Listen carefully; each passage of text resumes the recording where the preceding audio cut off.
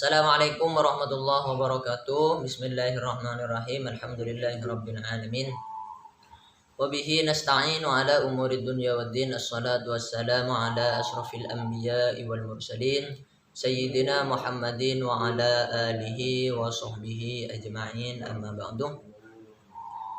Yang terhormat Bapak Muhammad Khalid Wardi selaku dosen pengampu mata kuliah usul fiqh.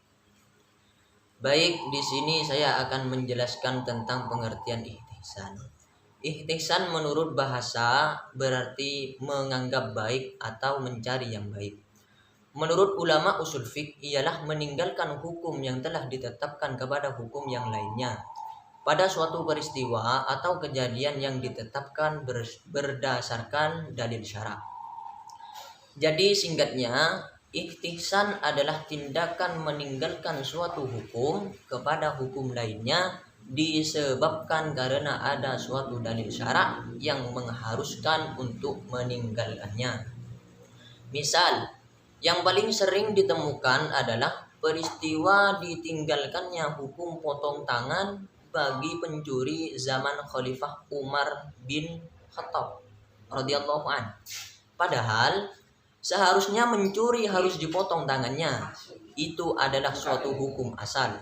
Namun, kemudian hukum ini ditinggalkan kepada hukum lainnya berupa tidak memotong tangan pencuri. Ini adalah hukum berikutnya dengan suatu dalil tertentu yang menguatkan. Mula-mula peristiwa atau kejadian itu telah ditetapkan hukumnya berdasarkan nas, yaitu pencuri harus dipotong tangannya, kemudian ditemukan nas yang lain yang mengharuskan untuk meninggalkan hukum dari peristiwa atau kejadian yang telah ditetapkan itu. Pindah kepada hukum lainnya, dalam hal ini sekalipun dalil pertama dianggap kuat, tetapi kepentingan menghendaki perpindahan hukum itu.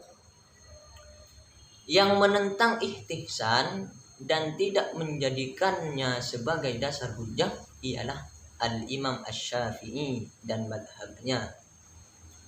Menurut mereka, menetapkan hukum hanya berdasarkan keinginan hawa nafsu. Imam Asy-Syafi'i berkata, siapa yang berhujjah dengan ihtisan berarti ia telah menetapkan sendiri hukum syara' berdasarkan keinginan hawa nafsunya. Sedang yang berhak menetapkan hukum syara' hanyalah Allah Subhanahu wa ta'ala.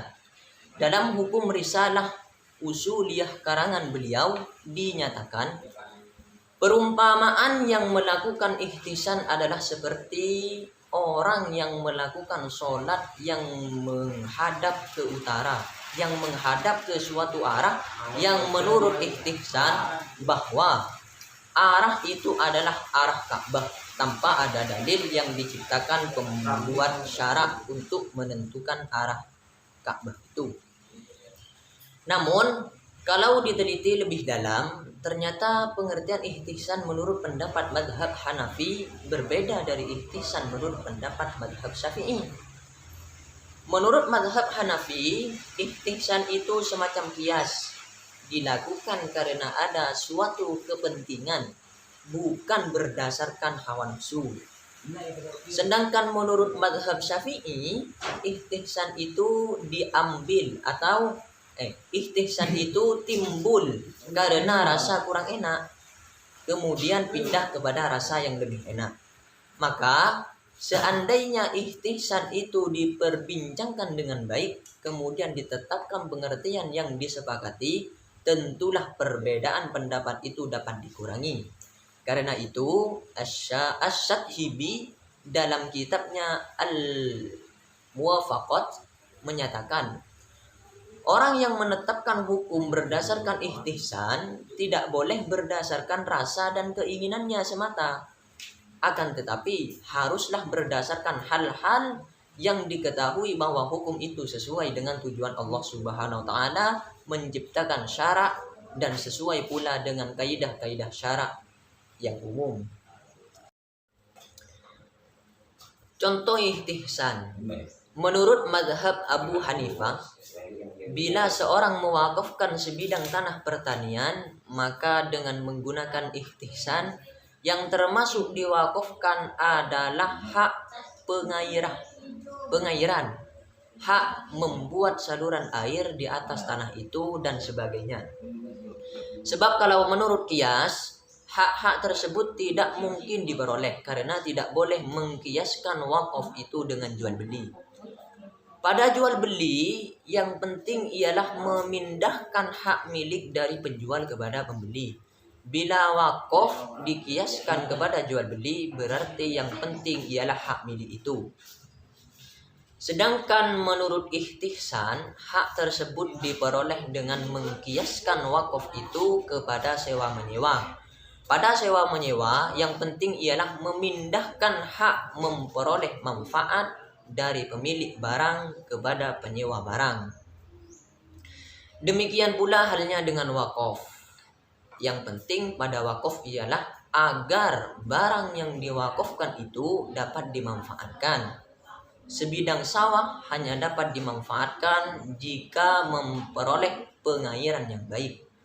Jika wakaf itu dikiaskan kepada jual beli, maka tujuan wakaf tidak akan tercapai.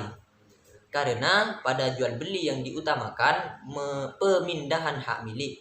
Karena itu perlu dicari asalnya yang lain, yaitu sewa menyewa. Kedua peristiwa ini adalah persamaan atau illatnya, yaitu mengutamakan manfaat barang atau harta. Tetapi kiasnya adalah kias khafi.